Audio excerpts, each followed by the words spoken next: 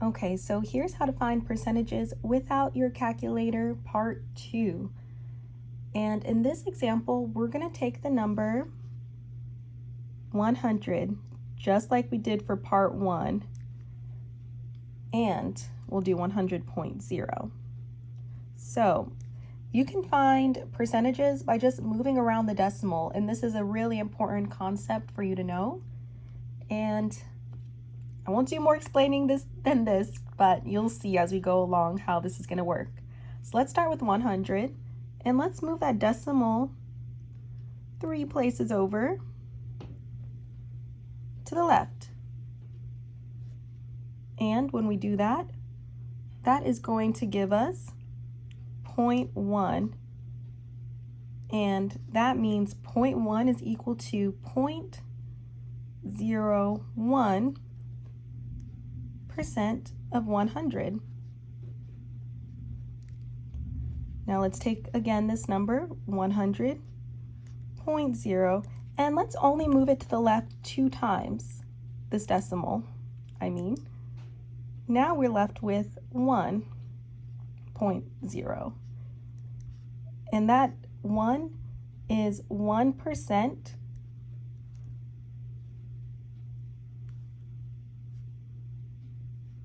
of 100.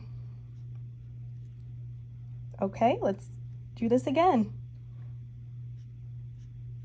Now let's only move the decimal over 1 place to the left, and that leaves us with 10. And 10 is 10% of 100.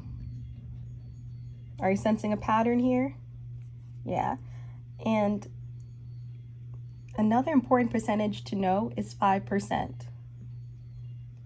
Now, 5% is half of 10%. So we already know that 5%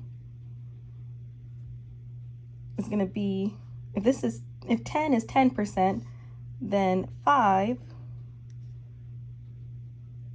is 5% of 100. So that's an important one to know as well. But let's keep going. We have 100.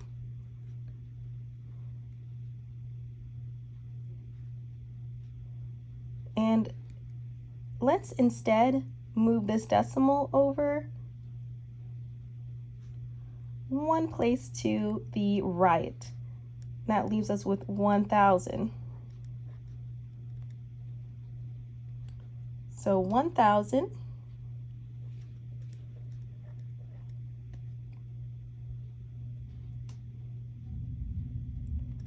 is 1,000% of 100. And let's keep it going. Let's do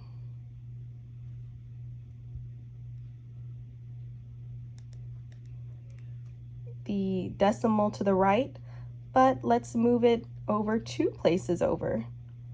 So now we have 10,000. And 10,000 is equal to 10,000%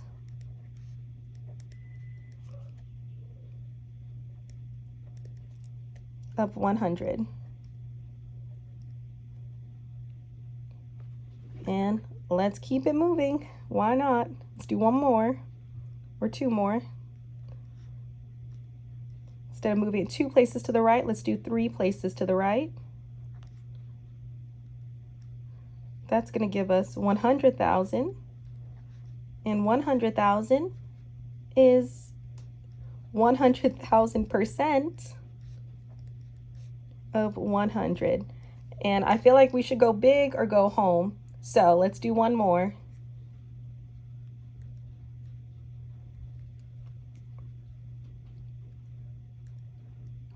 And let's move it over 4 places to the right. 2, 3, 4. And moving the decimal over 4 places to the right gives us 1 million, which is equal to 1, I'm just going to put mil here, 1 mil% of 100. Now I can keep going on and on, moving the decimal over to the right as many places as I want. And same here, I can move the decimal back to the left as many places as I want. I can find what 0.001% is or 0.0001% is of something, and so on. However, with math teachers, they tend to just focus on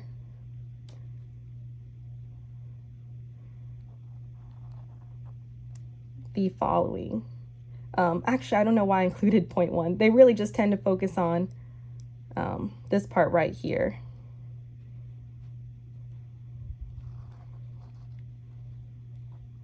Tends to be what they usually ask questions about. And there you have it. That is part 2, and I'll post another video just doing an example problem.